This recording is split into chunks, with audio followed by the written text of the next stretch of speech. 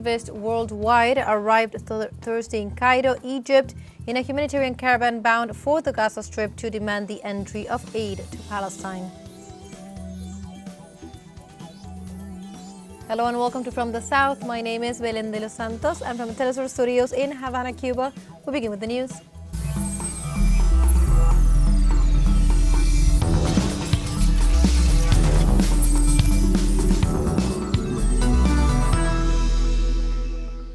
We now begin with the information. The National Assembly of Venezuela passed the bill approving the establishment of the International Organization for Mediation. In its second discussion, the bill was approved as confirmed by President of the National Assembly, Jorge Rodriguez. He stated that the document will be forwarded to the President of Venezuela, Nicolás Maduro, according to the terms set forth in Article 213 of the Venezuelan Constitution. The International Organization for Mediation has the aim of betting on peace, sovereignty, and multilateralism. In consideration, the honorable deputies who are in favor of passing the second discussion of the bill of the law approving the Convention on the Establishment of the International Organization for Mediation, in accordance with the provisions of Article 106 of the Internal Regulations and Debates of the National Assembly of the Bolivarian Republic of Venezuela, please signify them with the customary sign. It is approved by a qualified majority. Consequently, the law approving the Convention on the Establishment of the International Organization for Mediation is hereby declared approved. And the Bolivarian Alliance for the Peoples of Our America, ALBA TCP, has appointed Render Peña as its new executive secretary. Through an official statement, the bloc informed the appointment seeks to continue with the work undertaken to achieve the 2030 ALBA TCP strategic agenda, with special emphasis on the Agro-ALBA and ALBA Azul initiatives and the ALBA TCP Development Cooperation Agency. In this regard, the Bolivarian Alliance expressed to be grateful for the work and dedication of Mr. Jorge Arreaza Montserrat for making solid progress towards the objectives of the strategic agenda, giving new drive to ALBA TCP, and wishes him success in his new duties. The statement closes by expressing that the member countries congratulate the new executive secretary, who is entrusted with consolidating the proposals and tasks set forth by the heads of state and government and ministerial authorities, and express their full support for his new position.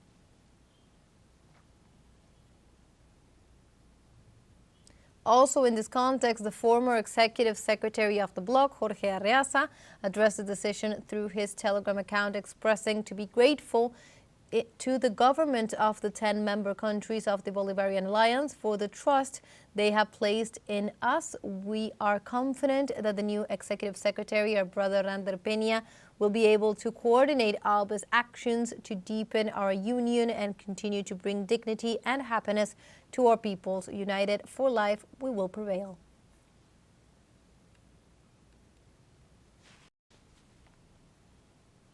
In other topics, Bolivian President Luis Arce affirmed that security forces will continue to clear out roadblocks across the country and that his government will resort to all its constitutional powers to do so. The head of state regretted the death of 3 police officers during clashes with supporters of former President Evo Morales in the departments of Yayagua and Cochabamba. Arce assured that he will not allow those who do not want elections and who do not want democracy for the Bolivian people to win. He also called for the Colombian people's help against destabilization, anti-patriotism, and those who do not want the country to live in tranquility.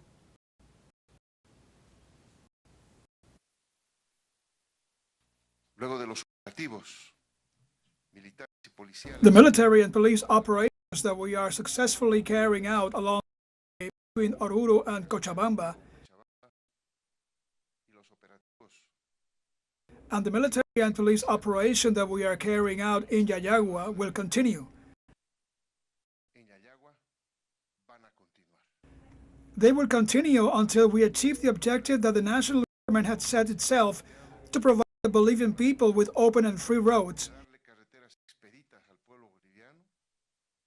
to pacify, control, and keep order in all those places where these events, which we deeply condemn, are taking place. And the Bolivian president also expressed his condolences to the families of the police officers who died during the operations to clear out the roadblocks in Yayagua. In the first instance, we would like to express our deepest condolences to the families and friends of all our police martyrs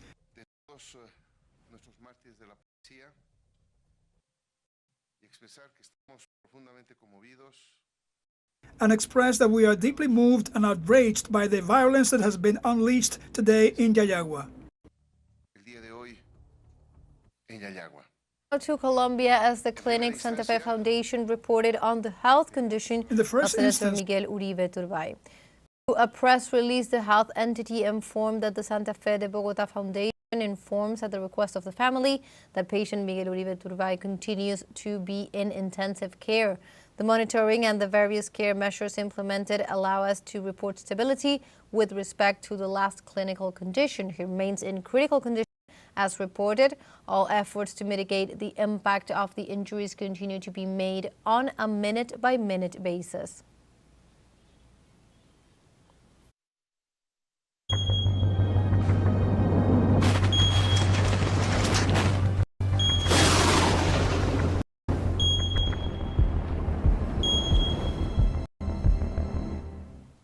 In Chile, over 25,000 homes are without power due to heavy rains and winds in the central region.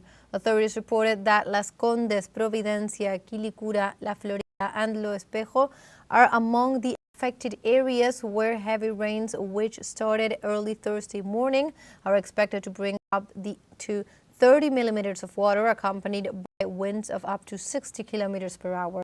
They also detailed that a total of 9,553 customers are without power in the metropolitan region of Santiago and 15,000 in the region of Valparaíso. It should be noted that the civil defense teams recommended the population to remain informed through official channels and media that update the status in real time.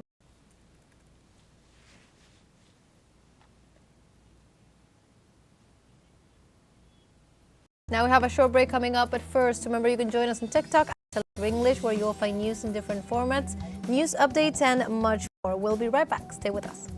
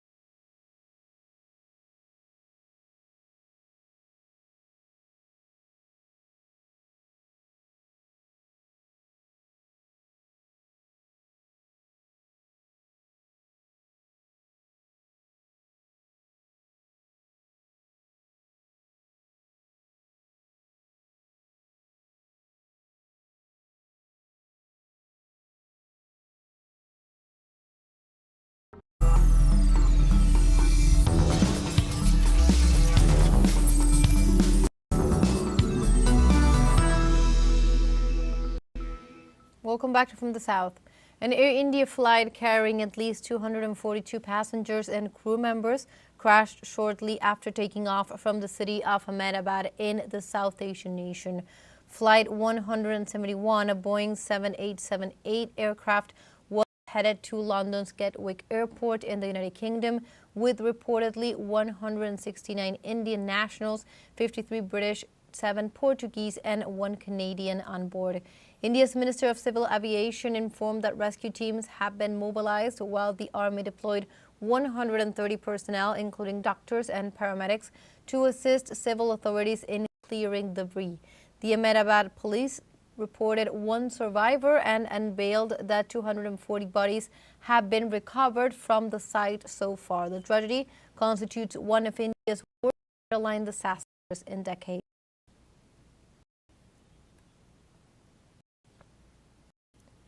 The lone survivor from the plane crash has been identified by local media as 40-year-old British-Indian citizen Bishwash Kumar Ramesh, who lives in London and was in the Indian town visiting family. The passenger, who was reportedly lucid and conscious after sustaining impact injuries on his chest, eyes and feet, still had his boarding pass before the flight. Doctors at the Ahmedabad Civil Hospital examined Ramesh and assessed he was disoriented but out of danger. While search operations continue, 240 bodies have been recovered, among them those of several medical students, as the plane crashed on top of a medical college.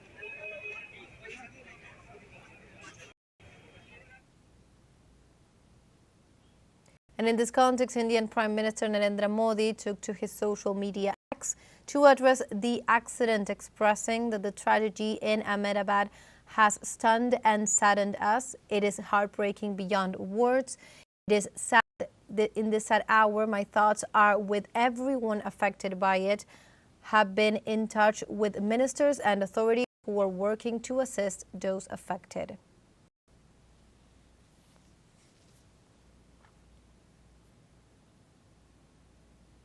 Meanwhile, while addressing lawmakers in the House of Commons on Thursday, British Foreign Secretary David Lammy informed that a crisis team has been set up in both India and the UK following the crash. Well, Mr. Speaker, my thoughts, and I'm sure those of the entire House, are with those who've been affected by the tragic plane crash in India this morning. We know that British nationals were on board, and Mr. Speaker, can confirm that the FCDO is working urgently with local authorities to support British nationals and their families, and has stood up a crisis team in both Delhi and in London. We continue on topic as international reactions to the crash pour in. Cuban President Miguel Diaz-Canel took to his Telegram channel to address the tragedy, expressing that Cuban people's full support and solidarity with the government and people of India following the tragic plane crash in the city of Ahmedabad. Our heartfelt condolences go out to the families and loved ones of the victims.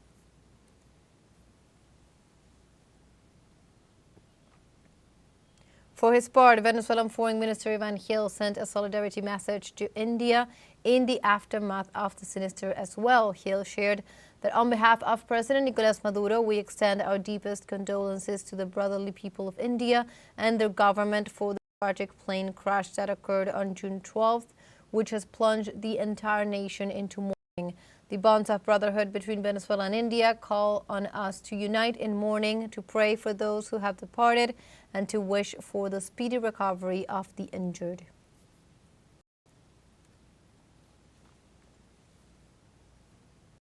And the Nicaraguan government has also expressed its solidarity with India following Thursday's plane crash.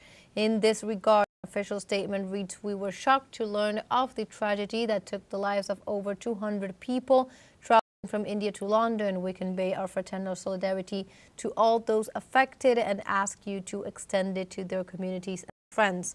We pray to God for relief from the pain of their absence. Our thoughts are with everyone affected."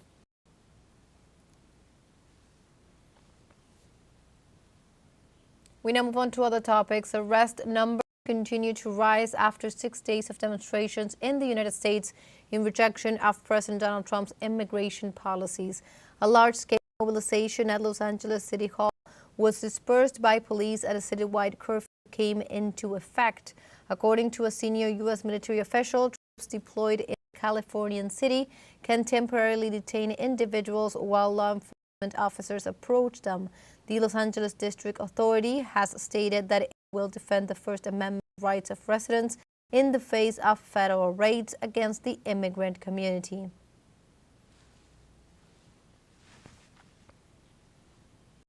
And Mexico's President Claudia Sheinbaum expressed in a meeting with U.S. Undersecretary of State Christopher Landau her disagreement with the immigration raids being carried out in Los Angeles, California. Sheinbaum stated during the meeting that the anti-migrant operations implemented by U.S. authorities will damage Washington's economy. The head of state added that it was a courtesy meeting. For his part, Landau affirmed that the government of U.S. President Donald Trump is seeking the best relationship between the two countries. The Mexican president was accompanied by the Secretaries of Security and Citizen Protection, Omar Garcia Harfuch, and of Foreign Affairs, Juan Ramón de la Fuente, as well as the heads of the Foreign Ministry North American Unit, Roberto Velasco.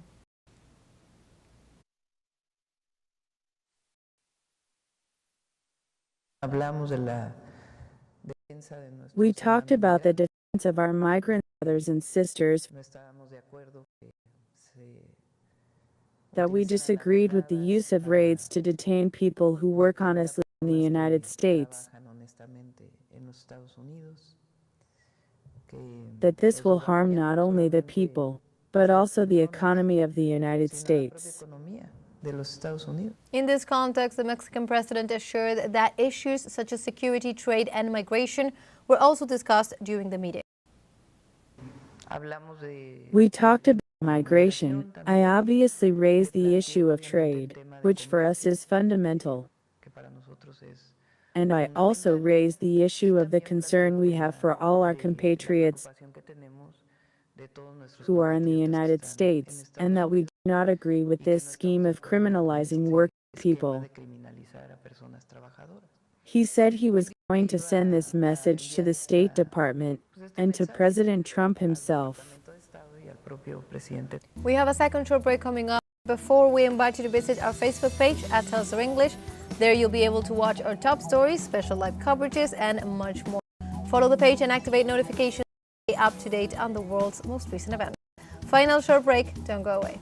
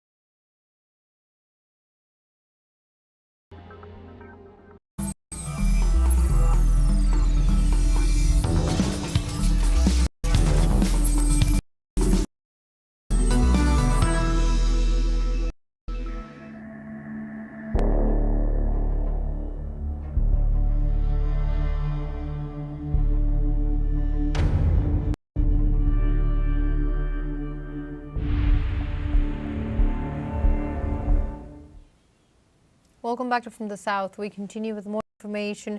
Thousands of activists worldwide arrived Thursday in Cairo, Egypt, in a humanitarian caravan bound for the Gaza Strip to demand the entry of aid to Palestine. Over 3,000 citizens from 54 countries joined the relief convoy led by more than 1,500 activists from Tunisia. Such delegation planned to enter the Rafah border crossing on June 15th. Concurrently, the caravan of steadfastness remained in Libya, awaiting the approval of the Egyptian government to transit its territory and continue its passage towards the Gaza Strip. This caravan hoped to meet the other participants of the global march in Al Arish, some 50 kilometers from the border, although Cairo's authorities have not yet granted the necessary permits to reach the place.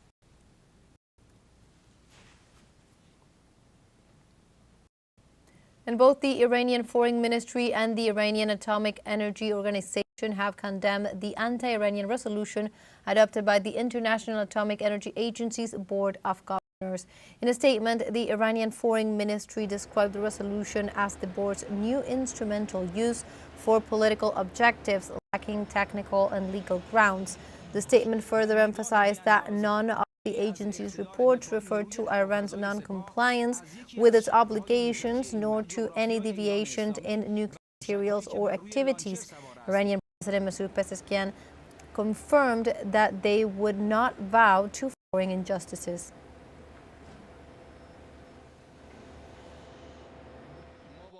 We will continue down our own path. We will have enrichment. We will build the country with these young people, and it is not as though if they destroy our facilities with bombs, everything is gone. All these capabilities are in our minds, and therefore whatever they do, we will rebuild.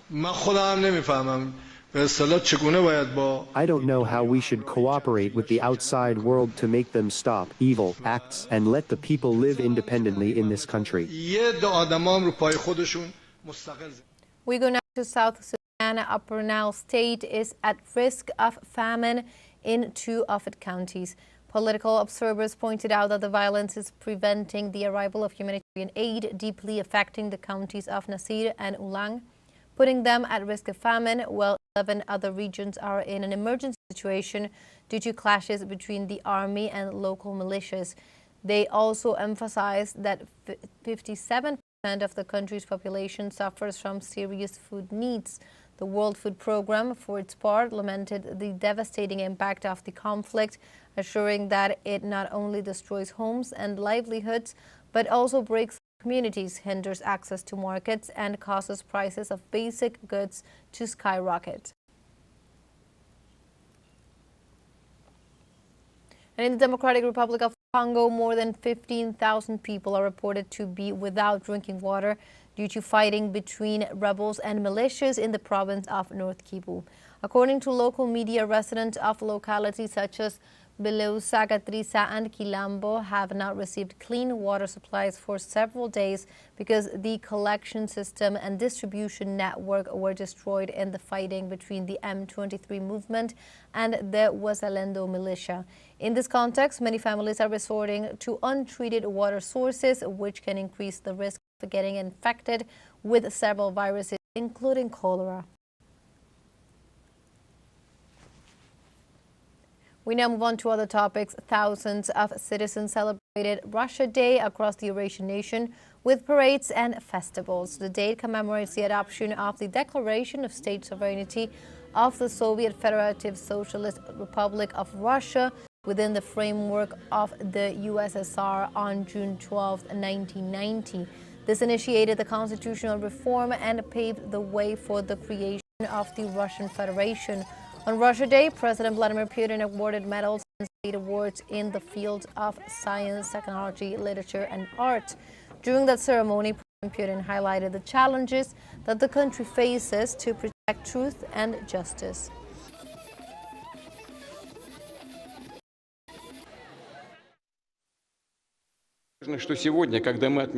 It is important that today, when we celebrate this holiday and at the same time respond to difficult challenges, protect truth and justice, defend our traditional values, we think about the future, confidently set large-scale development goals for ourselves, move forward, and step by step reach new heights, build up the industrial, technological, and scientific power of Russia.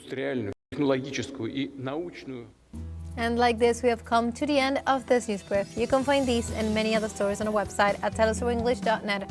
Also join us on social media. We are on Facebook, X, Instagram, Telegram, and TikTok as well. For TeleSUR English, my name is Belén de los Santos. Thank you for watching.